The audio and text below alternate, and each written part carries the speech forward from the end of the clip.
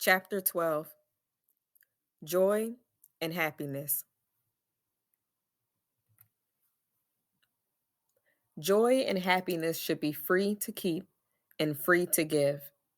They should be exempt from taxation, permitted to exist without consequence, encouraged to thrive beyond the 9 to 5, and incorporated into our daily lives as tools for survival.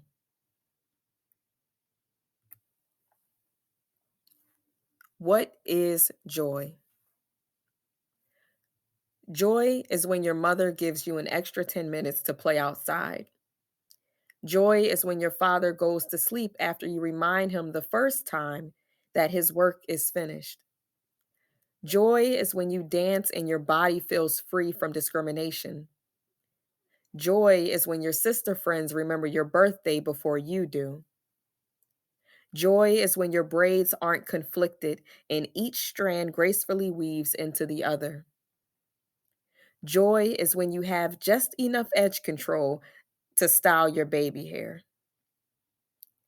Joy is when your brothers feel safe and comfortable enough to laugh in society's court. Joy is when babies stare at you not because they don't know you, but because they have seen you before. Joy is when you learn your love language and can request it on demand. Joy is when you open your fridge and see food. Joy is when you realize you've been forgiven. Joy is when you accept you as you are.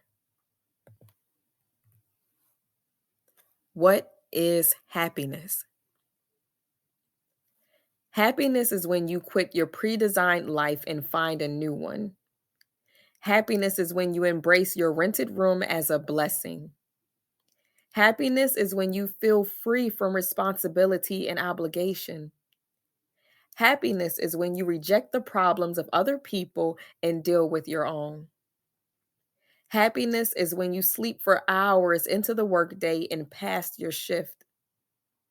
Happiness is when you lay on your carpeted floor and watch movies.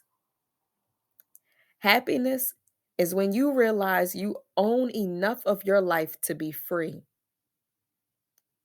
Happiness is when you believe you're loved even behind bars. Happiness is when you live simply and enjoy moments of doing nothing. Happiness is when you give two fucks about titles, status, or prestige. Happiness is when you become the CEO of your destiny and allow God to write your mission statement and vision.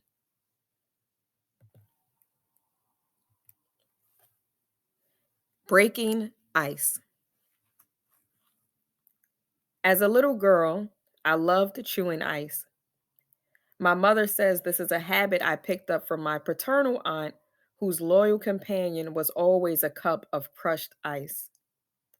Although my aunt didn't sit me down and say, "This is how you do it, niece," I somehow shared this joyful habit with her, and I loved it.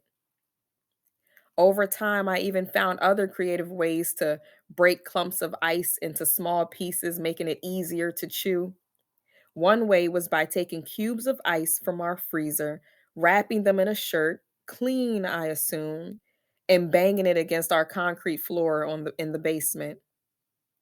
Or I would slam the now damp ice pouch against a sharp corner of a wall, hoping my mother didn't hear the noise.